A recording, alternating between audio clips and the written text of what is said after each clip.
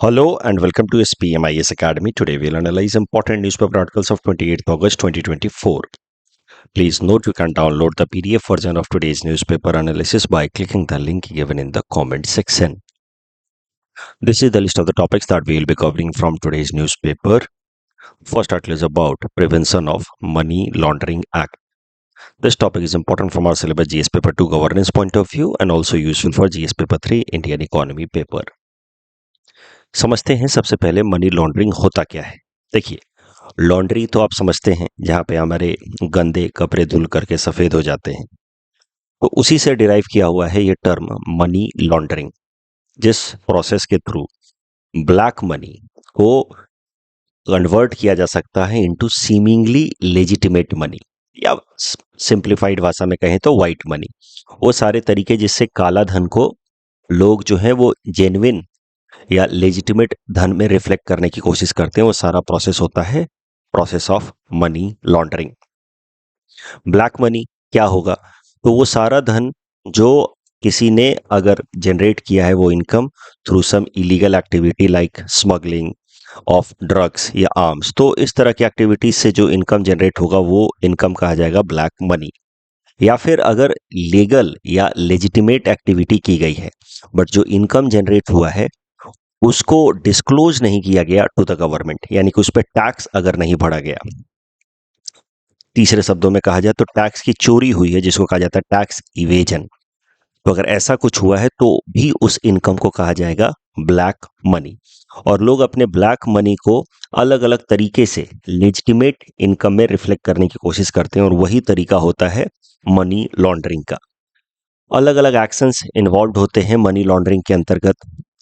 Basically 3 steps are followed for money laundering. Placement, जिसमें काला धन को किसी ना किसी तरीके से अलग अलग सोर्सेस से बैंक में या इस तरीके के फाइनेंशियल इंस्टीट्यूशंस में पुट किया जाता है, शेयर मार्केट में, बैंक में, म्यूचुअल फंड में पुट किया जाता है, इसको कहा जाएगा प्लेसमेंट। और फिर अलग अलग अकाउंट्स में उसको ट्रांसफर किया जाता है। तो इतने सारे कॉम्प्लेक्स ट्रांजेक्शन्स कर दिए जाते हैं अलग अलग अकाउंट में, उसी को कहा जाता है लेयरिंग, ताकि जो हमारी इन्फोर्समेंट एजेंसीज हैं वो ट्रेस ना कर पाए कि ये काला धन का सोर्स कहाँ से था, कहाँ से आया ये पैसा। Placement, layering and then again integration into the economy. Integration into the economy by buying some luxury items, जैसे कि घर खरीद लिया या फिर प्राइवेट प्लेन खरीद लिया, यॉट खरीद लिया, कार खरीद ली, तो इसको कहा जाता है integration, where the money is again put back in the economy in the form of buying some luxurious item. So 3 steps are generally involved in the process of money laundering: placement, layering and integration. अब money laundering के कारण क्या चीजें हो रही हैं या हो रही थीं? मनी लॉन्ड्रिंग के कारण सरकार को टैक्स का नुकसान हो रहा था। टैक्स के नुकसान को कहा जाता है, टैक्स की चोरी को कहा जाता है tax evasion, that will have direct impact on state exchequer. सरकारी खजाने पे सीधा सीधा इम्पैक्ट पड़ेगा, क्योंकि सरकार के इनकम का एक सबसे इंपॉर्टेंट जरिया है टैक्स। उसके अलावा जो इलीगल एक्टिविटी है उनको सपोर्ट मिलता है, क्योंकि लोग सोचते हैं कि कुछ भी करके पैसा जनरेट कर लीजिए, बाद में तो उस पैसे से हम लग्जरियस आइटम खरीद ही लेंगे।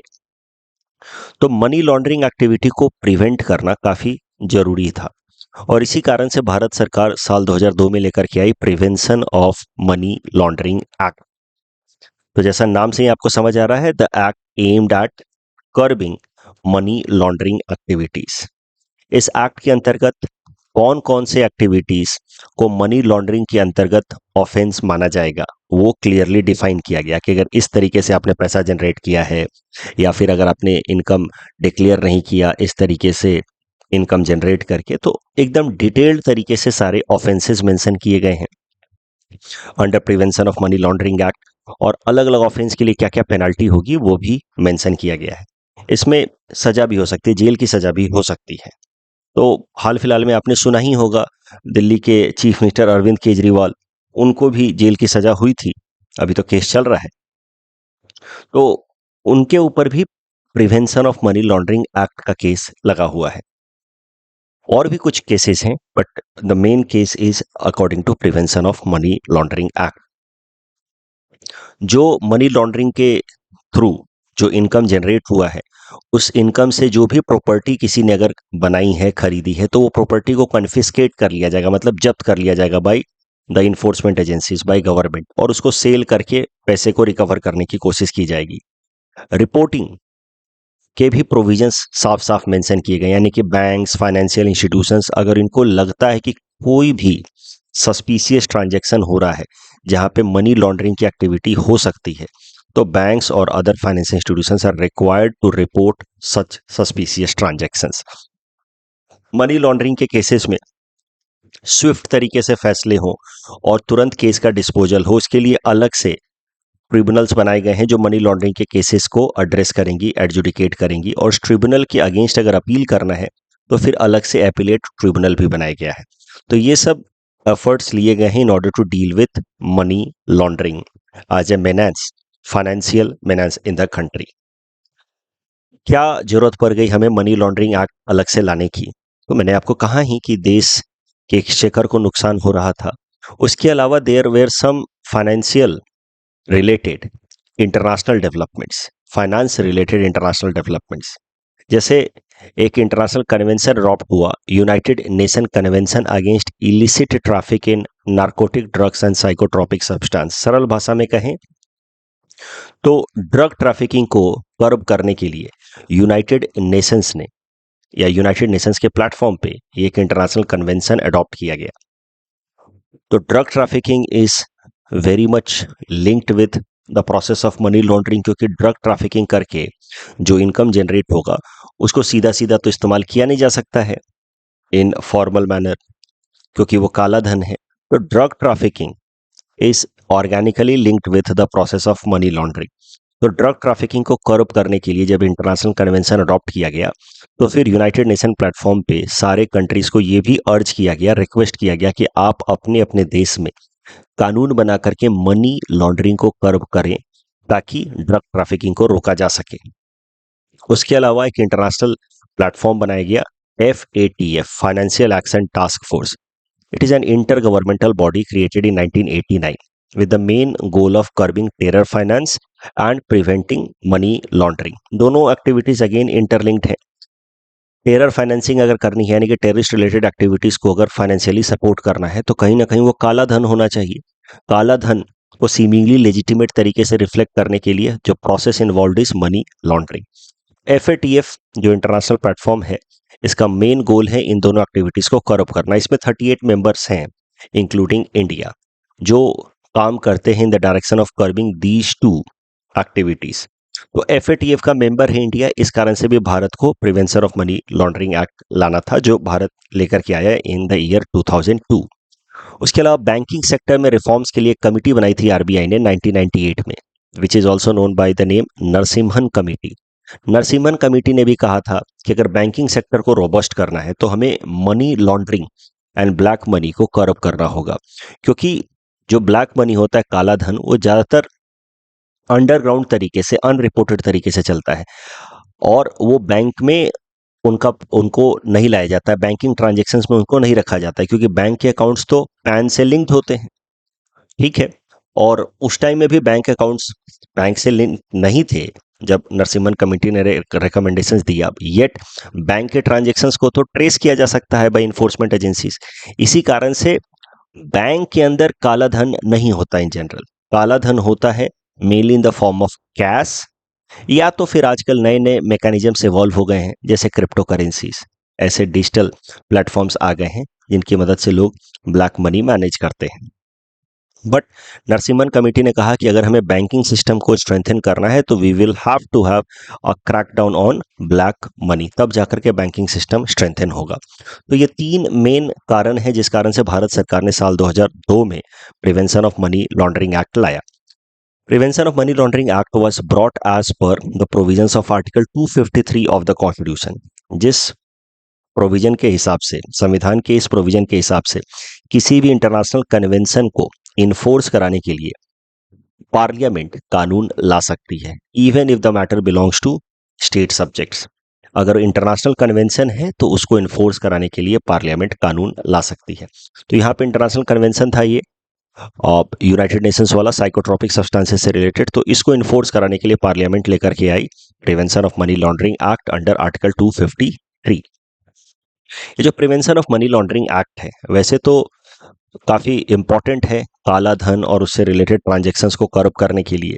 उससे इलीगल एक्टिविटीज़ रुकती हैं, अननेसेसरी इन्फ्लेशन जो है वो कर्ब होता है, क्योंकि काला धन यानी कि पैरेलल इकोनॉमी जिसमें लोग कैश में खूब सारा ट्रांजैक्शन करते हैं, जिस कारण से चीज़ों के दाम इन्फ्लेटेड हो जाते हैं। जैसे आप सुनते हैं घर हो गया, ज़मीनें हो गई, उसमें कई सारे लोग ऐसे बैंक अकाउंट में ट्रांजैक्शन दिखाते हैं, उसके अलावा पैरेलल वो कैश में ट्रांजैक्शन दिखाते हैं। That leads to inflated price of the assets like house या फिर प्लॉट। तो इस इन सब चीज़ों को रोकने के लिए prevention of money laundering act is an important act. But prevention of money laundering act जिस तरीके से कानून लाया गया उसके कुछ कंसर्न्स भी हैं। सबसे पहला कंसर्न है that the definition of proceeds of crime is very broad, कि prevention of money laundering act के अंतर्गत जिन जिन एक्टिविटीज को मनी लॉन्ड्रिंग एक्टिविटी माना गया है और उनसे आने वाले इनकम को जो कहा गया है प्रोसीड्स ऑफ क्राइम, वो डेफिनेशन काफी ब्रॉड है। इसमें सीधा सीधा जो offences prevention of money laundering act में मेंशन किए गए हैं उन ऑफेंसेस को कमिट करके जो इनकम जनरेट होता है वो तो कहाँ ही जाएगा proceeds of crime, but other activities which are not directly mentioned under prevention of money laundering act but indirectly और could be relatable to the offences mention in prevention of money laundering act, अगर उससे भी उसको link करके देखा जा सका तो फिर उससे आने वाला जो इनकम है उसको कहा जाएगा प्रोसीड्स ऑफ क्राइम।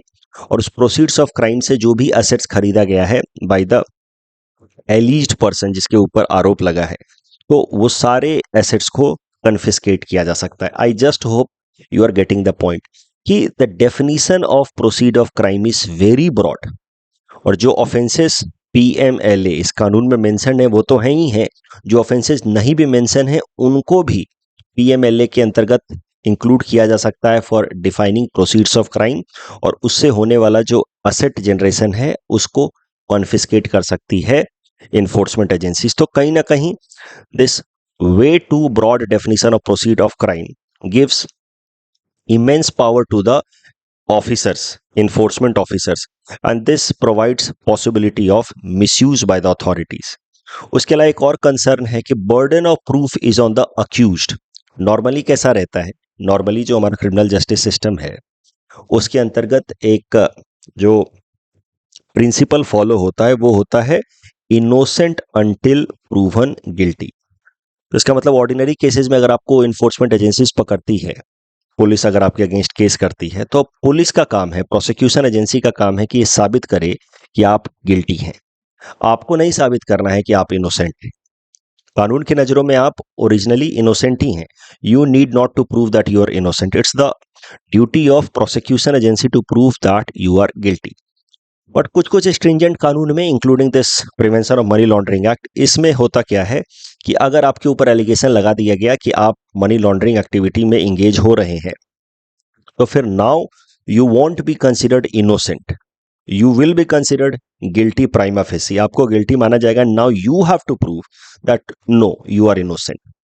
तो ये जो है इस कानून को, ये जो प्रोविजन है the burden of proof on the accused, that makes this law very draconian and provides ample scope for misuse and extortion by the authorities acting with vested interest। हफ्ता वसूली का ये मौका दे देता है। अथॉरिटी जो है थ्रेटन करते हैं कि तुम्हारे ऊपर prevention of money laundering act लगा दूंगा, अब तुम प्रूफ करते रहो कि नहीं नहीं तुमने नहीं किया मनी लॉन्ड्रिंग। उसके अलावा जो बेल कंडीशंस हैं वो भी काफ़ी स्ट्रिंजेंट हैं। अगर prevention of money laundering act के अंतर्गत केस रजिस्टर हो गया आपके अगेंस्ट, तो बेल मिलना भी काफ़ी कठिन हो जाता है। बट इसी से रिलेटेड करंट न्यूज़ है, prevention of money laundering act में सेक्शन 45 में बेल रिलेटेड प्रोविजंस लिखे गए हैं कि बेल के क्या क्या कंडीशंस हैं। बट उस बेल रिलेटेड प्रोविजंस में वीमेन के लिए और माइनर के लिए who is less than age 16, इनके लिए एक्सेप्शन बनाए गए हैं। माइनर को तो वैसे भी नॉर्मल ऐसे जेल्स में रखा नहीं जाता है, तो मेनली बात की जाए वीमेन के लिए। कानून में वैसे विमेन एंड माइनर दोनों ही लिखा हुआ है, but mainly it will be applicable for women only. तो विमेन के लिए एक्सेप्शन है under section 45 sub clause 1 of prevention of money laundering act. इस सेक्शन में लिखा गया है कि सिंस विमेन आर वल्नरेबल, सो उनके लिए जो बेल के कंडीशंस होंगे वो काफ़ी रिलैक्स्ड होंगे। विमेन को prevention of money laundering act के अंतर्गत बेल आसानी से मिल जाएगा as compare to the male accused. उसी से रिलेटेड ये करंट न्यूज है। तेलंगाना के MLC, member of legislative council from BRS party, K Kavitha जी के ऊपर, ये हैं के कविता जी, इनके ऊपर मनी लॉन्ड्रिंग एक्ट का केस रजिस्टर हुआ under prevention of money laundering act, और फिर उन्होंने बेल के लिए अप्लाई किया on the ground of being woman. She expected some leniency, लेकिन दिल्ली हाई कोर्ट ने उनकी बेल के रिक्वेस्ट को रिजेक्ट कर दिया। दिल्ली हाई कोर्ट ने कहा कि since you are a well educated woman, so you can not be considered vulnerable.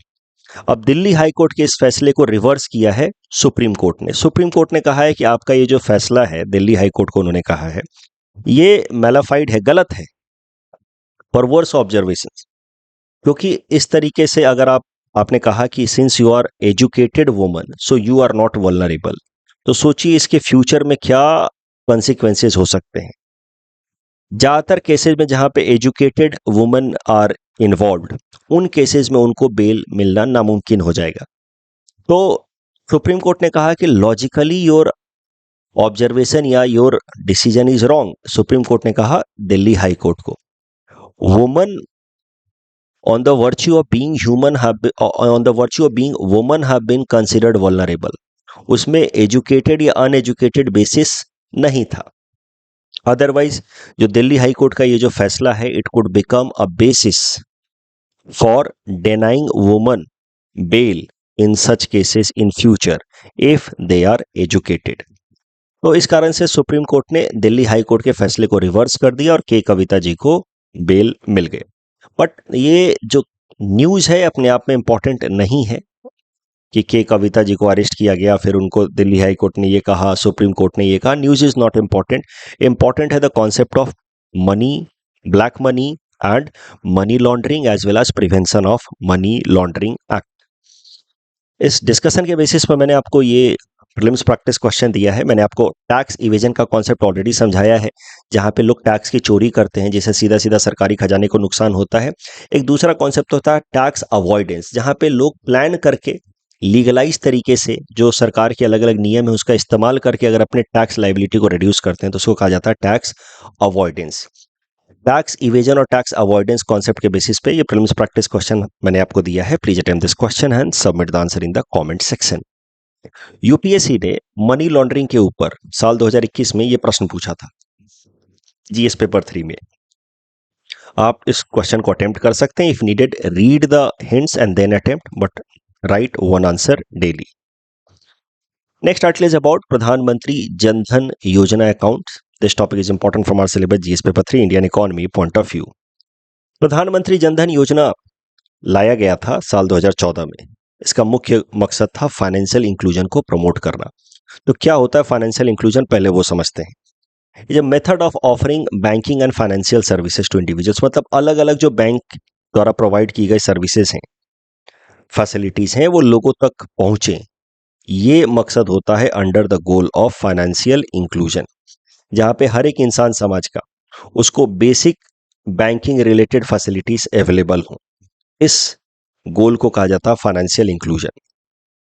तो फाइनेंशियल इंक्लूजन अगर किसी देश के अंदर ज़्यादा है, इसका मतलब वहाँ पे ज़्यादातर लोगों के पास नो फ्रिल्स बैंक अकाउंट है। No frills bank accounts are those account जिसमें बहुत ज़्यादा नियम कानून नहीं है कि मिनिमम बैलेंस रखना है, महीने में इतना ट्रांजैक्शन करना ही है, ऐसा कुछ भी नहीं है। अदरवाइज बहुत सारे लोग जो हैं, जो गरीब लोग हैं, वो बैंक अकाउंट मेंटेन नहीं कर पाएंगे। तो फाइनेंशियल इंक्लूजन प्रमोट करने के लिए ज़रूरी है कि नो फ्रिल्स बैंक अकाउंट की ऑप्शंस लोगों के पास अवेलेबल हों। उसके अलावा financial inclusion does not mean just having a bank account. Bank account में अलग अलग ऑप्शंस भी होने चाहिए, सेविंग्स के कई सारे ऑप्शंस होने चाहिए, इन्वेस्टमेंट के ऑप्शंस होने चाहिए, रेकरिंग डिपॉजिट, फिक्स डिपॉजिट, ये सब की फैसिलिटीज होनी चाहिए। तब कहा जाएगा कि फाइनेंशियल इंक्लूजन हो रहा है। ओवरड्राफ्ट की फैसिलिटी भी होनी चाहिए। अगर हम कहें कि फाइनेंशियल इंक्लूजन प्रॉपर तरीके से हो रहा है, तो ओवरड्राफ्ट फैसिलिटी क्या होता है, आपका अगर एक बैंक अकाउंट है तो उसमें मान लीजिए कि 2000 रुपये पड़े हैं, बट आपके अकाउंट में जितना पैसा पड़ा है उससे ज़्यादा आप विड्रॉ कर पाएँ फॉर द टाइम बीइंग। 2000 पड़ा है, लेकिन मान लीजिए उस अकाउंट में 5,000 रुपए की ओवरड्राफ्ट फैसिलिटी है। यानी कि आपके अकाउंट में जितना पैसा आपके तरफ से डाला हुआ है उससे एक्स्ट्रा 5,000 रुपए आप निकाल सकते हैं। तो 2,000 पड़ा है अकाउंट में, बट अगर उस अकाउंट में ओवरड्राफ्ट फैसिलिटी है 5,000 रुपए की, तो आप अभी के लिए 7,000 रुपए निकाल सकते हैं। 5,000 रुपए आपको बैंक की तरफ से लोन के तौर पे मिल जाएगा, जिसको आपको फ्यूचर में लौटाना होगा। तो that is overdraft facility, means the facility to withdraw money over and above the money that has been deposited by the depositor in an account. Overdraft facility भी होनी चाहिए। रेमिटेंस मतलब एक जगह से दूसरे अकाउंट में पैसा ट्रांसफर करने की फैसिलिटी। ऑनलाइन जो बिल्स पेमेंट करने की फैसिलिटी, क्रेडिट कार्ड बिल हो गया, टिकट्स खरीदने का, सिनेमा घर के टिकट्स खरीदने का बिल, एयरपोर्ट या एयर टिकट्स खरीदने का जो बिल है, वो सब आप पेमेंट कर पाए अपने बैंक अकाउंट से, तो कहा जाएगा कि आपका फाइनेंशियल इंक्लूजन हुआ है। इसके अलावा माइक्रो इंश्योरेंस, छोटे छोटे जो इंश्योरेंस पॉलिसीज हैं, लाइफ या नॉन लाइफ, वो सारे ऑप्शंस भी आपके पास अगर अवेलेबल हो through that bank account, then it will be said कि you are financially included. Pension के सर्विसेज अवेलेबल हो, then you can be called financially included. तो फाइनेंशियल इंक्लूजन सरल भाषा में कहें तो एक प्रोएक्टिव डायनेमिक बैंक अकाउंट होना चाहिए। सिर्फ बैंक अकाउंट होना can not be considered as financial inclusion. Bank account जो आपको अलग अलग तरीके के सर्विसेज प्रोवाइड करे, इंश्योरेंस से लेकर के, पेंशन से लेकर के, रेमिटेंस फैसिलिटीज, एक्टिव तरीके से अलग अलग तरीके के फाइनेंशियल प्रोडक्ट्स आपको प्रोवाइड करे, तो आप कहेंगे कि you are financially included. Financial inclusion हमारे देश के अंदर काफी कम था, लोगों के पास बैंक अकाउंट ही नहीं था, forget about dynamic and active bank account. तो इसी को प्रमोट करने के लिए भारत सरकार साल 2014 में लेकर के आई प्रधानमंत्री जन धन योजना, जिसके अंतर्गत no frills zero balance account खोला जाता है।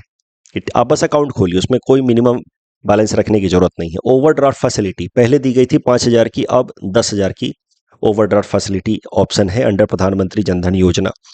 एक्सीडेंटल इंश्योरेंस कवर भी है प्रधानमंत्री जन धन योजना के अंतर्गत। अगर आप अकाउंट खोलते हैं तो एक्सीडेंट के केस में इंश्योरेंस कवर है 1,00,000 रुपए का, और अगर ये अकाउंट खोला गया है आफ्टर 28 अगस्त 2018 तो एक्सीडेंट इंश्योरेंस कवर है 2,00,000 रुपए का।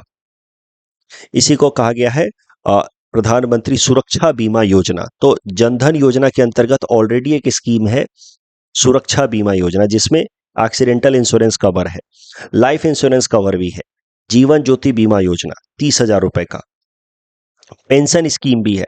मतलब पेंशन के अलग अलग स्कीम जो है भारत सरकार के for people who are engaged in informal sector, जैसे कि Atal pension Yojana and all, वो फायदे आप तब उठा सकते हैं जब आपका एक अकाउंट हो, बैंक अकाउंट हो। तो पेंशन स्कीम्स का फायदा उठाने के लिए जरूरी है कि सबका बैंक अकाउंट हो। इसी को इंश्योर कराने के लिए प्रधानमंत्री जनधन योजना में सब लोगों के अकाउंट खोले जा रहे हैं। कल भी हम बात कर रहे थे न्यूज़पेपर एनालिसिस में जैम ट्रिनिटी की, जनधन, आधार एंड मोबाइल ट्रिनिटी। तो jam Trinity has helped in fulfillment of target of direct benefit transfer in order to curb away the issues of corruption and leakage of fund। तो कहीं ना कहीं जनधन योजना जो है, जिसके अंतर्गत जनधन अकाउंट खोले गए हैं, it has helped in DBT which has helped in curbing away corruption and leakage of fund. तो ये सब फायदे हुए हैं जनधन योजना के अंतर्गत। नो फ्रिल्स बैंक अकाउंट खोले गए हैं, जिससे ज्यादा ज्यादा फाइनेंशियल इंक्लूजन प्रमोट हुआ है। एक बात और आपको ध्यान रखनी है स्टूडेंट्स, ऐसा लगता है आपको कि जनधन योजना के अंतर्गत सिर्फ सरकारी बैंक्स, पब्लिक सेक्टर बैंक्स को ही जनधन अकाउंट खोलना है, बट ऐसा नहीं है। Even private sector banks can open Jan Dhan accounts, but हाँ, ऐसा कम होता है कि प्राइवेट बैंक जनधन अकाउंट खोलें। उनका फोकस तो ज़्यादातर बिजनेस पे और प्रॉफिट पे रहता है, इसीलिए प्राइवेट बैंक जनधन अकाउंट कम ही खोलते हैं। बट ऐसा कोई नियम नहीं है कि प्राइवेट बैंक्स जनधन अकाउंट खोल ही नहीं सकते। अब करंट न्यूज़ ये है कि भारत सरकार ने अनाउंस किया है कि साल 2024-25 में, इस फाइनेंशियल ईयर में, हम लोग 3 करोड़ और जनधन योजना के अंतर्गत अकाउंट खोलेंगे। तो that is the target set by government of India under Jan Dhan योजना। लेकिन अभी तक के अचीवमेंट्स अगर देखे जाए तो 53 crore Jan Dhan accounts have been already opened, और उसमें से अच्छी बात यह है कि 55.6% अकाउंट बिलोंग्स टू वुमन। तो जनधन योजना ने वुमेन एम्पावरमेंट, खासकर फाइनेंशियल इंक्लूजन करा करके विमेन एम्पावरमेंट में मदद की है। और ज़्यादातर जो डायरेक्ट बेनिफिट ट्रांसफर स्कीम्स हैं उसमें विमेन के अकाउंट में ही पैसे ट्रांसफर किए जाते हैं। जैसे हमारे स्टेट असम के अंदर अरुणोदय स्कीम में विमेन के अकाउंट में ही पैसे ट्रांसफर किए जाते हैं, वो भी एक एग्जांपल हो सकता है डायरेक्ट बेनिफिट ट्रांसफर का। तो जनधन योजना has helped apart from financial inclusion, it has also worked in the direction of women empowerment, आप ऐसा कह सकते हैं। इस आर्टिकल में, जो इंडियन एक्सप्रेस में आर्टिकल आया है, कहता है कि Jan Dhan account has been very instrumental in promoting financial inclusion. लेकिन कुछ एरिया जो हैं वो हमें अभी और भी कवर करने हैं। उसमें से सबसे महत्वपूर्ण है इकोसिस्टम ऑफ फाइनेंशियल इंक्लूजन को और मजबूत करना, और प्राइवेट सेक्टर बैंक्स को भी इनकरेज करना कि आप ज़्यादा से ज़्यादा जनधन अकाउंट खोलें।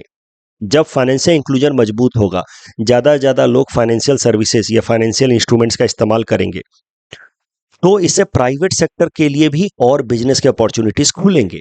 तो ये बात समझाने की जरूरत है टू द प्राइवेट सेक्टर। तो strengthen the ecosystem of financial inclusion by encouraging private sector also to take up more and more activities associated with financial inclusion. ये सिर्फ सरकार या सरकारी बैंक्स की जिम्मेदारी नहीं होनी चाहिए, पूरा एक इकोसिस्टम होना चाहिए फाइनेंशियल इंक्लूजन को प्रमोट करने के लिए।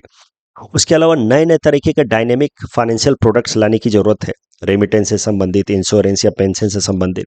इसी डायरेक्शन में कल हमने न्यूज़पेपर एनालिसिस में देखा कि universal loan lending interface ULI RBI लाने की प्लान कर रही है।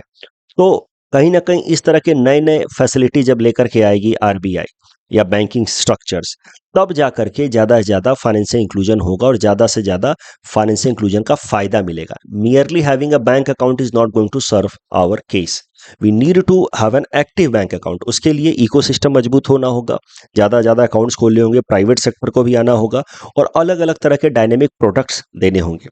And universal lending interface would be a good initiative in this direction. उसके अलावा कस्टमर का प्रोटेक्शन, उसके interest protection is very important. आजकल साइबर फ्रॉड्स के केसेस बढ़ रहे हैं, तो जब तक full fledged end to end cyber security ना प्रोवाइड की जाए, तब तक कहीं ना कहीं financial inclusion and bank account related transactions limited रहेगा, क्योंकि लोगों का ट्रस्ट इस तरीके के ट्रांजेक्शन्स में हमेशा ही रिस्ट्रिक्टेड रहेगा, and people would still continue to do transactions in cash format. तो end to end cyber security provide करना जरूरी है in order to promote more and more financial inclusion and make Jan Dhan Yojana scheme more successful.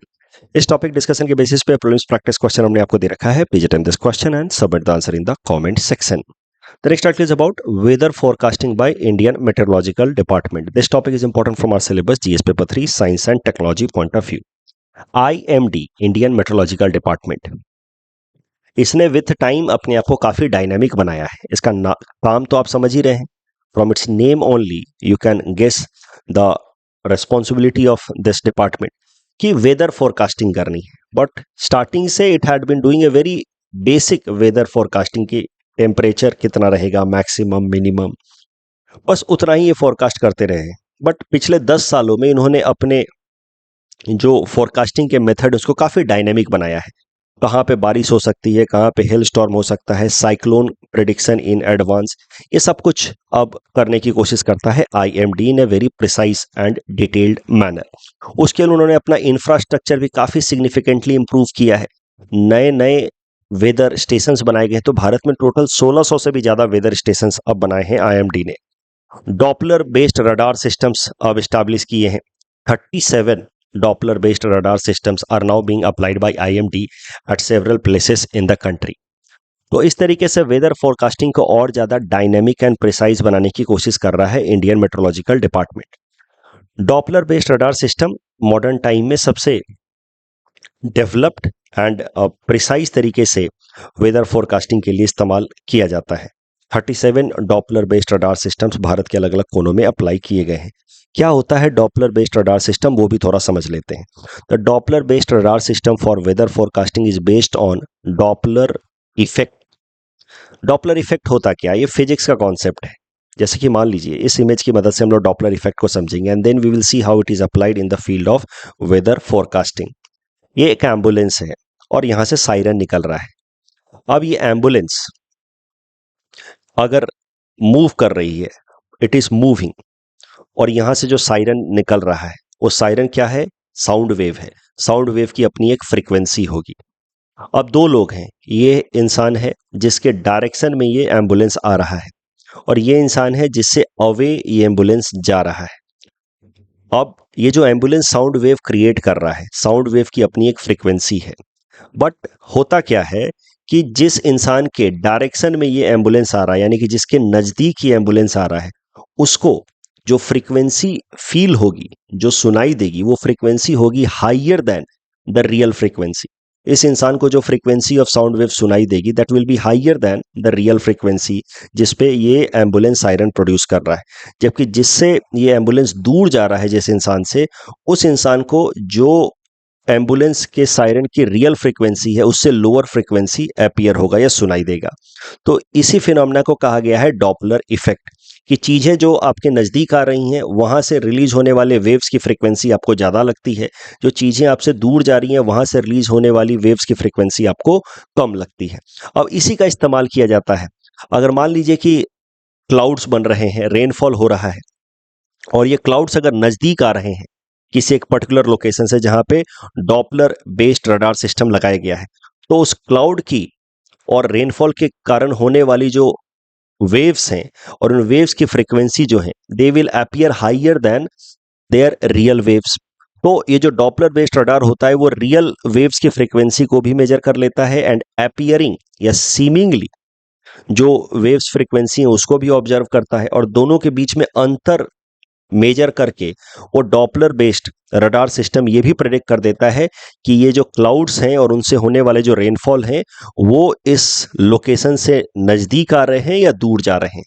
तो real frequency and apparent frequency दोनों को major करके और दोनों के बीच का अंतर मेजर करके Doppler based radar system is able to predict कि क्लाउड्स जो हेवी क्लाउड्स हो रहे हैं they are either coming close to that Doppler based radar या going away from that Doppler based radar system.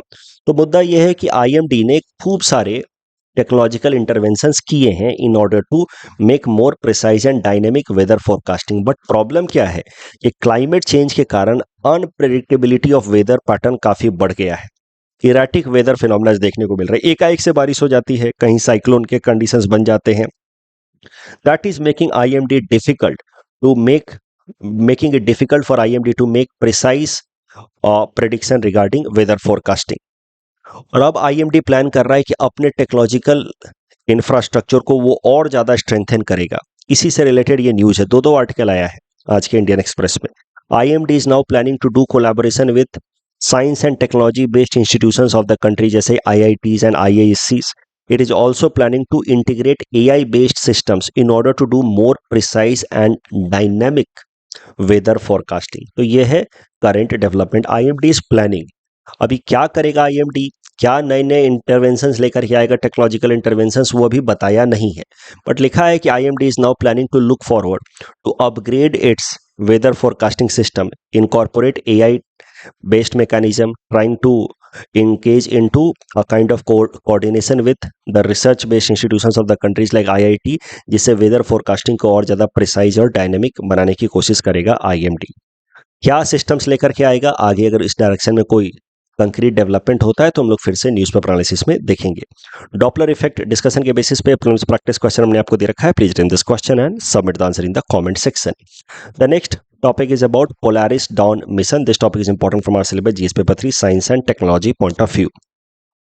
क्या है ये मिशन? देखिए, ये जो पोलारिस डाउन स्पेस मिशन है, it is mainly led by SpaceX, जो इलॉन मस्क द्वारा हेडेड एक स्पेस रिलेटेड प्राइवेट एजेंसी है। स्पेसएक्स और उसके अलावा एक बिलियनर एंड स्पेस इंथुजियास्ट हैं जैरेड आइजैकमैन। ये लोग लेकर के आ रहे हैं Polaris down mission. Polaris down mission के अंतर्गत किया क्या जाएगा कि एक इस तरीके का एक ऑर्बिटल बनाया जाएगा। ऑर्बिटल होता है जिसके अंदर एस्ट्रोनॉट्स को रख करके स्पेस में भेजा जाता है और वो अर्थ के अराउंड ऑर्बिट करता है, इसको कहा जाता है ऑर्बिटल। तो ऐसा ही एक ऑर्बिटल हम लोग बनाने की कोशिश कर रहे हैं, हम लोग मतलब इसरो, हमारे देश की space agency ISRO, under Gaganyaan mission, जिसमें एस्ट्रोनॉट्स, भारत के एस्ट्रोनॉट्स को एक ऑर्बिटल में रख करके अर्थ के अराउंड ऑर्बिट कराया जाएगा। ऐसा ही एक ऑर्बिटल डेवलप किया जा रहा है अंडर पोलारिस डाउन मिशन, जिसमें एस्ट्रोनॉट्स को रख करके भेजा जाएगा and that orbital will orbit around the earth at A height of about 700 kilometre.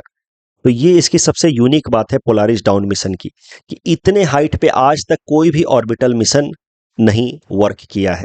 जो इंटरनेशनल स्पेस स्टेशन है जहाँ पे एस्ट्रोनॉट्स 5 या 6 एस्ट्रोनॉट्स हमेशा स्टेशन रहते हैं और कॉस्मिक रेडिएशंस को ऑब्जर्व करते रहते हैं, वो भी अर्थ के अराउंड 400 किलोमीटर की हाइट पे ही ऑर्बिट कर रहा है। तो 700 किलोमीटर की जो हाइट पे ऑर्बिट करेगा ये Polaris down orbital, that will B highest ever orbit for any orbital mission around the earth. तो ये एक यूनिक बात है पोलारिस डाउन मिशन की। अभी ये इंप्लीमेंट नहीं हुआ है लेकिन इस साल इंप्लीमेंट होने वाला है। तो first unique thing is highest earth orbit ever. दूसरा जिसकी सबसे खास बात होगी कि ये जो ऑर्बिटल होगा ये 700 किलोमीटर की हाइट पे जाने के बाद जब अर्थ के अराउंड ऑर्बिट करने लगेगा तो इसको ओपन किया जाएगा फिर, और उसमें अंदर जो एस्ट्रोनॉट्स होंगे they will be able to walk out. Of course किसी स्ट्रिंग से कनेक्टेड रहेंगे with this orbital, but they will be able to walk out in the space. Space में तो ग्रेविटी है नहीं कि they will be falling down, तो they will walk out in the space and that will be known as space walk, and that will be first ever commercial space walk. Commercial इसलिए कहा जा रहा है because those who will be paying money, जिनको कहा जा सकता है space tourist, those who will be paying money, they will be allowed to do this commercial space walk. तो स्पेस एक्स द्वारा डिजाइन किया गया ये स्पेस क्राफ्ट जिसका नाम है ड्रैगन स्पेस क्राफ्ट, इसको ओपन किया जाएगा और स्पेस वॉक परमिट किया जाएगा, and that too at a height of 700 kilometre. Crew members will be allowed to move out of this SpaceX Dragon spacecraft. ये जो क्रू मेंबर्स हैं इनको एक स्पेशल तरीके का स्पेस सूट पहनाया जाएगा जिससे वो कॉस्मिक रेडिएशंस के इम्पैक्ट से बच पाए. अब यही टेस्ट करना है. ये जो पोलारिस डाउन मिशन है ये अगर सक्सेसफुल हो जाता है तो इसका मतलब ये है कि we are now able to create a very resilient space suit जिसको डीप स्पेस मिशन के लिए इस्तेमाल किया जा सके. तो अभी तक तो सिर्फ हमने फिल्मों में देखा है, साईफाई फिल्मों में, इंटरस्टेलर एंड ऑल, कि स्पेस सूट पहन करके लोग अब डीप स्पेस में जा सकते हैं, बट ऐसा रियलिटी में अभी तक हमने डेवलप किया नहीं है. But if this Polaris down mission become successful, that means now we will have space suit which can withstand intense cosmic radiations and which will be very helpful. अगर ये सक्सेसफुल हो जाता है तो it will be helpful for future deep space exploration. एक और ध्यान देने वाली बात यह है कि पोलारिस डाउन मिशन में जो क्रू मेंबर्स होंगे they will be walking out और doing space walk in a highly charged atmospheric region जिसको कहा जाता है वैन एलन बेल्ट्स. तो जो अर्थ के अराउंड लगभग 700 किलोमीटर की हाइट पे आप जाओगे तो आपको पता चलेगा कि it is a region of highly charged atmospheric region जिसको नाम दिया गया Van Allen belt. Van Allen belt create होता है because of earth's magnetic field. आपको तो पता है कि earth acts as a magnet and इसके अराउंड मैग्नेटिक फील्ड क्रिएट होता है because of the inner core of the earth which is having mainly nickel and iron. तो निकेल एंड आयरन और वहां पे movement of charge particles they create a kind of solenoid like arrangement, और जिस कारण से अर्थ एक्ट्स लाइक अ मैग्नेट. ये तो आपने बेसिक ज्योग्राफी में पढ़ा होगा. अब सन से आने वाले जो सोलर पार्टिकल्स हैं, charged ions, protons and electrons, वो सन से आने वाले जो चार्ज पार्टिकल्स हैं जिसको आप कह सकते हैं solar flares, they get collected around the earth's magnetic field. जैसे ये अर्थ का मैग्नेटिक फील्ड है, अब अर्थ के मैग्नेटिक फील्ड से वो इंटरैक्ट करते हैं the charge particles coming from the sun, and वहीं पे वो कंसंट्रेटेड होकर के रह जाते हैं. The charged particles coming from the sun, they get concentrated around the Earth's magnetic field, and that is how they create a zone या belt of highly charged particles in Earth's higher atmosphere. और उसी highly charged particle belts को कहा जाता है Van Allen radiation belt. Van Allen radiation belt जो है वो आउटर एंड इनर दो मेन सेगमेंट में डिवाइड किया जा सकता है, outer and inner Van Allen radiation belt. And these Polaris down mission के अंदर जो स्पेस वॉक किया जाएगा that will be conducted in this Van Allen radiation belt. Means highly charged atmospheric region में ये स्पेस वॉक किया जाएगा. तो that will B the test of space suit कि ये कितना cosmic radiation and charge particles को विथस्टैंड कर सकता है.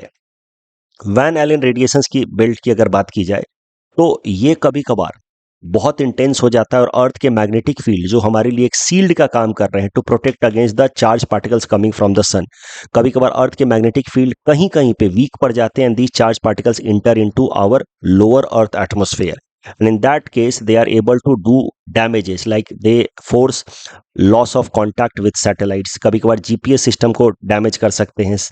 उसके अलावा पावर ग्रिड्स एयरक्राफ्ट मूवमेंट उन सबको भी डैमेज कर सकता है जब ये Van Allen radiation belt properly काम ना करे और कहीं कहीं पे अर्थ के मैग्नेटिक फील्ड्स कमजोर हो जाएं तो।